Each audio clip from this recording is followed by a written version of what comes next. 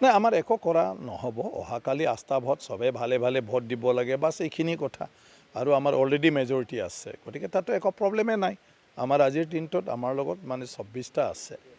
গতিকে তাতো চিন্তা কৰিবলগীয়া নাই য'ত 21টাহে লাগে মাত্ৰ আৰু অপজিশ্যন যিবিলাকে কৰি আছে তেওঁলোকৰ 16টা আছে 16টা কেতিয়াও চৰকাৰ হ'ব নোৱাৰে আস্থা ভোট জিকিব নোৱাৰে আৰু কিছু সাংবিধানিক বাণী কৈ আছিল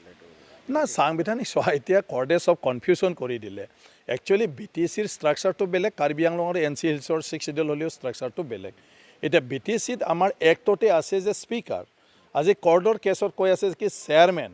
মানে আগতে চেয়াৰমেন পাতিব লাগে তাৰপিছতহে চেয়াৰমেনে চিফৰ ইলেকশ্যন পাতিব এতিয়া আমাৰ স্পিকাৰহে আছে তাত কৰ্ডে সেইটোও নাজানিলে বা মানে যিবিলাকে সেইটো যুক্তি প্ৰদৰ্শন কৰিছে মানে পিটিশ্যনটোত তেওঁলোকে BTCৰ ষ্ট্ৰাকচাৰটো বাদ দি ফালে কাৰ্বি আংলঙৰ NCৰ ষ্ট্ৰাকচাৰটোত ক্লেইম কৰি দিলে তাৰপিছত যাছে আজি মানে যিটো অৰ্ডাৰ ওলাইছে সেই অৰ্ডাৰৰ স্পেচিফিক কোনো মানে তেনেকুৱা ক্লিয়াৰ নহয় যে যোৱা 15 তাৰিখক প্ৰমোদ বড়ো ডাঙৰীয়াই যিটো চিফ হিচাপে অভাৰটেকিং ল'লে তেওঁ আজিলৈকে চিফ আছে না নাই না সেই অভাৰটেকিং লোৱাটো কৰ্ডে কেঞ্চেল কৰিলে সেই অৰ্ডাৰখনত কোনো উল্লেখ কৰা নাই গতিকে যদি উল্লেখ কৰা নাই তেতিয়াহ'লে অকল প্ৰমোদ বড়োৱে অহাকালি তেওঁৰ মানে মেজৰিটিটো শ্ব' কৰিব লাগে এছেম্বলিত আমাৰ যিটো পৰম্পৰাগতভাৱে পাৰ্লিয়ামেণ্ট বা বিধানসভাত হয় বা বিভিন্ন কাউন্সিলত হয় এতিয়া আকৌ সেইটো ক্লিয়াৰ নহয় আকৌ ইয়াত কি কৈছে আপোনাৰ কম্পজিট ফ্ল'ৰ টেষ্ট যেতিয়া কম্পজিট ফ্ল'ৰ টেষ্ট তেতিয়াহ'লে আমাৰ আইনজ্ঞবিলাকে কৈ আছে তেতিয়াহ'লে আপোনাৰ ইলেকশ্যন হ'ব এজন মাত্ৰ নহয় দুইজন তিনিজন মানুহে ক্লেইম কৰিব পাৰে যে ময়ো চিফ হ'ম তো নমিনেশ্যন দি দিব ইয়াৰ পিছত ভোটিং হ'ব গতিকে ভোটিং হৈ ফালে যিজনে হাইষ্ট ভোট পাব সিয়ে চিফ বনাব কিন্তু কথাটো হ'ল এতিয়া যদি প্ৰমোদ বড়ো ডাঙৰীয়াৰ 15 তাৰিখৰ অভাৰটেকিং লোৱাটো যদি কেঞ্চেল কৰাই নাই তেতিয়াহ'লে প্ৰমোদ বড়ো ডাঙৰীয়া আকৌ অহাকালি নমিনেশ্যন দিব লাগে না নালাগে যদি প্ৰমোদ বড়ো ডাঙৰীয়া আকৌ নমিনেশ্যন নিদিয়ে তেতিয়া ইয়াত মানে যিটো কৈ আছে 2-3টা মানুহে চিফৰ নমিনেশ্যন দিব পাৰে তো তেওঁলোকে দিব লাগিব না নালাগিব দিব পাৰে না নোৱাৰে গতিকে সেইটো মানে কৰ্ডৰ অৰ্ডাৰটোত মানে তেনেকুৱা ধৰণৰ কনফিউশ্যন দেখা গৈছে কোনেও ক্লিয়াৰ ক'ব মানে পাৰা নাই এতিয়া জাজকটো যাই ফালে কোনেও সুধিব নোৱাৰে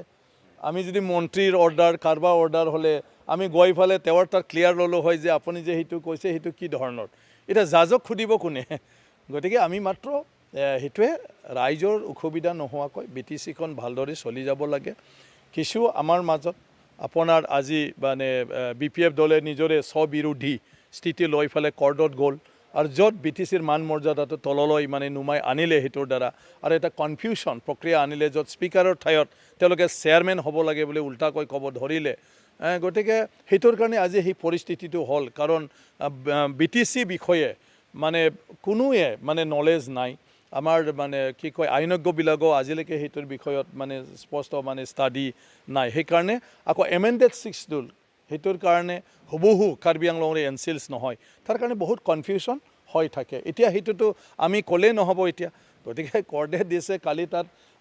এছেম্বলি ছেক্ৰেটাৰী আছে গতিকে তেওঁ যি ধৰণৰ কণ্ডাক্ট কৰে তেনেকৈ হৈ যাব আমাৰ মাত্ৰ কথাটো হ'ল অহাকালি মুঠতে চিফ ফাইনেল হ'ব লাগে আৰু চৰকাৰটো ফাইনেল হ'ব লাগে আৰু ৰাইজৰ উন্নয়নৰ কাৰণে কাম কৰি যাব লাগে ইয়াৰ পিছত বাকী যিখিনি বিসংগতি আছে আমি BTCত ধুনীয়াকৈ ৰুল ফ্ৰেম কৰি আহি থকা দিনটোত যাতে কোনো তেনেকুৱা ধৰণৰ চৰকাৰ মানে গঠন কৰাৰ ক্ষেত্ৰত কিছু মানে তেনেকুৱা ধৰণৰ নিয়মাৱলীক লৈ ফালে যাতে সমস্যাৰ সৃষ্টি নহয় এইখিনি আমি চৰকাৰ কৰাৰ পিছত ঠিক কৰি ল'ম